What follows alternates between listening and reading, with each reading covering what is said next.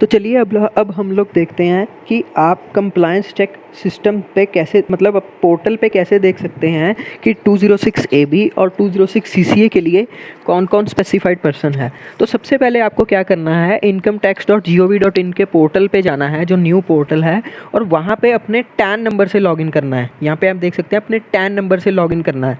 Password वही होगा जो आपका नॉर्मल पैन डाल के आप पासवर्ड डालते हो, लेकिन पैन की जगह आप टैन नंबर डाल के टैन नंबर से आपको लॉगिन करना है। लॉगिन करने के बाद आपको एक टैब दिख रहा होगा पेंडिंग एक्शंस का। पेंडिंग एक्शंस के टैब पे जाने के बाद आपको क्लिक करना है रिपोर्टिंग पोर्टल पे। मतलब जब आप अपना पोर्टल खोलोगे वहाँ पे ऊपर आपको बहुत सारे टैब दिख रहे होंगे, dashboard, e file, authorised person services, pending actions. Pending actions पे जाके आपने रिपोर्टिंग पोर्टल पे क्लिक करना है। रिपोर्टिंग पोर्टल पे क्लिक करने के बाद आपको ये एक वार्निंग देगा कि प्रोसीड करें कि रिपोर्टिंग पोर्टल तक आपको ये ले जाए, क्योंकि रिपोर्टिंग पोर्टल कोई और पोर्टल है इनकम टैक्स का। तो यहाँ से जब आप प्रोसीड पे क्लिक करेंगे आपके पास कुछ ऐसी विंडो खुल जाएगी। रिपोर्टिंग पोर्टल पे जाने के बाद यहाँ पे शो नहीं हो रहा, लेकिन वहाँ पे लेफ़्ट साइड पे टॉप पे दो ऑप्शंस आपको दिखेंगे, एक होगा रजिस्टर का, एक होगा लॉगिन का। रजिस्टर पे क्लिक करने के बाद आपके पास कुछ ऐसी विंडो खुलेगी, न्यू रजिस्ट्रेशन। न्यू रजिस्ट्रेशन पे जैसे ही आप क्लिक करेंगे यहाँ पे आपको वो फॉर्म टाइप पूछेगा। फॉर्म टाइप पे आप ये कंप्लायंस चेक सिलेक्ट कर लें और उसके बाद एंटिटी कैटेगरी में आप फर्म डाल दें, कंपनी डाल दें, जो भी आपका रिस्पेक्टिव आपकी एंटिटी है यहाँ पे आप वो डाल दें। उसके बाद क्या होगा, यहाँ पे आपको उस एंटिटी की डिटेल पूछेगा, लेकिन एंटिटी की डिटेल तभी आप डाल सकते हो, पहले आपको प्रिंसिपल ऑफिसर की रजिस्ट्रेशन करनी पड़ेगी। तो यहाँ पे एंटिटी की डिटेल में सिर्फ आप एंटिटी का एड्रेस डालोगे, अभी वो पैन वगैरह कुछ नहीं पूछेगा आपसे, ना ही आपको वो ऑप्शन एनेबल करने देगा। मतलब सिर्फ आप एड्रेस डाल के कंपनी का या फर्म का या सोल प्रोप्राइटरशिप फर्म का जो भी आप डालना चाहते हो, डालने के बाद आपको यहाँ पे ऐड प्रिंसिपल ऑफिसर पे क्लिक करना होगा। आपको ऐसा टैब दिखेगा जहाँ पे ऐड प्रिंसिपल ऑफिसर होगा।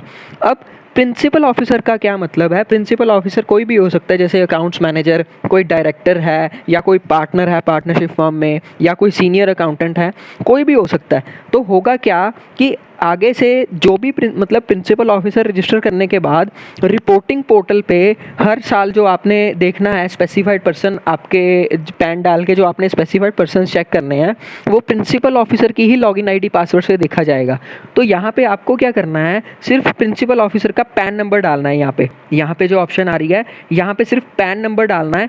पैन नंबर डालने के बाद आपके पास सारी डिटेल ऑटोमेटिकली फिल हो जाएगी। जो नहीं होगी वो आप अपना मैन्युअली डाल के यहाँ पे सबमिट कर देना। सबमिशन से पहले आप एक बार चेक ज़रूर कर लेना कि आपने जो सारी डिटेल भरी है प्रिंसिपल ऑफिसर के रिगार्डिंग वो सही भरी है या नहीं।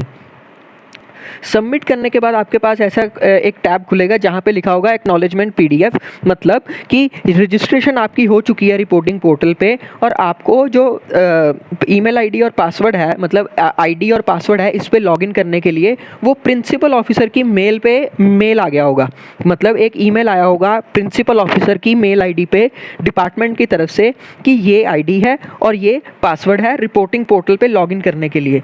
जैसे ही आप वो आईडी और पासवर्ड वहाँ से उठा के रिपोर्टिंग पोर्टल पे जाके लॉगिन करेंगे तो वो एक सिर्फ टेम्परेरी पासवर्ड है। तो जब आप लॉगिन करेंगे वहाँ पे वो आपको करंट पासवर्ड डालने के बाद फिर से पासवर्ड डालने, मतलब फिर से नया पासवर्ड लगाने के लिए कहेगा। अभी जैसे यहाँ पे आपने लॉगिन करा, उसके बाद वो क्या कहेगा कि आप अपना करंट पासवर्ड डालें और न्यू पासवर्ड अभी सेट करें, क्योंकि जो मेल आईडी पे आपके पास पासवर्ड आया है वो एक टेम्परेरी पासवर्ड है। उसके बाद क्या होगा, यहाँ पे आपको वो फॉर्म टाइप पूछेगा, ऊपर आप फॉर्म टाइप में कंप्लायंस चेक सिलेक्ट कर लेना। ITD REIN में आप सिलेक्ट करना, आपके पास एक ही ऑप्शन आ रहा होगा, यहाँ पे बहुत सारे ऑप्शन आ रहे हैं। उसके बाद नेक्स्ट टैब खुलेगा ऑथोराइज्ड पर्सन का, वहाँ पे आप प्रिंसिपल ऑफिसर डाल देना। ये सब करने के बाद विंडो की टॉप लेफ्ट साइड पे आपको ऐसा एक टैब दिखेगा, compliance check for 206 AB and 206 CCA। यहाँ पे क्लिक करने के बाद आपके पास कुछ ऐसी विंडो खुलेगी। यहाँ पे एक है पैन सर्च और एक है बल्क सर्च। पैन सर्च में क्या होगा, जैसे ही आप यहाँ पे पैन नंबर एंटर करेंगे किसी का और कैप्चा कोड डालेंगे, नीचे आपको आ जाएगा whether this pan is a specified person for the purpose of section 206 AB and section 206 CCA। मतलब जो आपने पैन एंटर किया है, अगर वो स्पेसिफाइड पर्सन में येस दिखाता है, इसका मतलब है कि उस पर्सन का जो TDS का रेट है वो मिनिमम 5% से कटेगा, या TCS का रेट है वो मिनिमम 5% होगा। तो यहाँ पे अगर कोई स्पेसिफाइड पर्सन में येस आता है तो वो उस केस में मिनिमम 5% पे TDS डिडक्ट होगा या TCS कलेक्ट होगा। एक आपके पास ऑप्शन है बल्क सर्च की। बल्क सर्च का मतलब है कि एक बार में आप बहुत सारे पैन यहाँ पे डाल के देख सकते हो। अभी जैसे सपोज करो कि आपके बुक्स ऑफ अकाउंट्स में 5000 पैन आ रहे हैं आपके पास, तो अभी आप अगर एक एक करके पैन यहाँ पे एंटर करने जाओगे तो बहुत टाइम कंज्यूम होगा। तो यहाँ पे डिपार्टमेंट ने एक बल्क सर्च का भी ऑप्शन दिया है। बल्क सर्च के ऑप्शन पे क्लिक करने के बाद कुछ ऐसा टैब ओपन होगा। अभी जैसे सिंगल पैन सर्च में आपके पास कुछ ऐसा आएगा कि ये नेम है, ये डेट को पैन अलॉट हुआ था, आधार के साथ पैन लिंक्ड है या नहीं लिंक्ड है, और ये जो पैन है ये स्पेसिफाइड पर्सन है या नहीं 206 AB और 206 CCA के लिए। अगर यहाँ पे येस आता है तो आप मिनिमम 5% से TDS डिडक्ट करोगे या TCS कलेक्ट करोगे।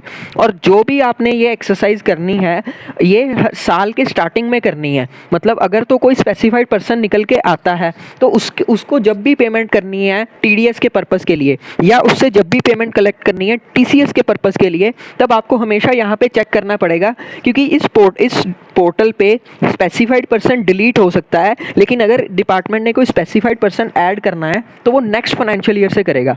तो अगर तो आपके पास कोई भी स्पेसिफाइड पर्सन नहीं निकल के आता तो आपको पूरा साल मतलब 31 मार्च 2022 तक कोई ज़रूरत नहीं है देखने की। तो आप 1 अप्रैल 2022 को एक बार यहाँ पे आके चेक करोगे कि जितने भी आपके पास सिस्टम में पैन आ रहे हैं कहीं उनमें से कोई स्पेसिफाइड पर्सन तो नहीं बन गया। ये आपका हो गया सिंगल सर्च। अब यहाँ बल्क सर्च पे क्या है, बल्क सर्च में आपको ये एक CSV टेम्पलेट देगा। यहाँ पे आपके पास विंडो ओपन होगी डाउनलोड CSV टेम्पलेट की।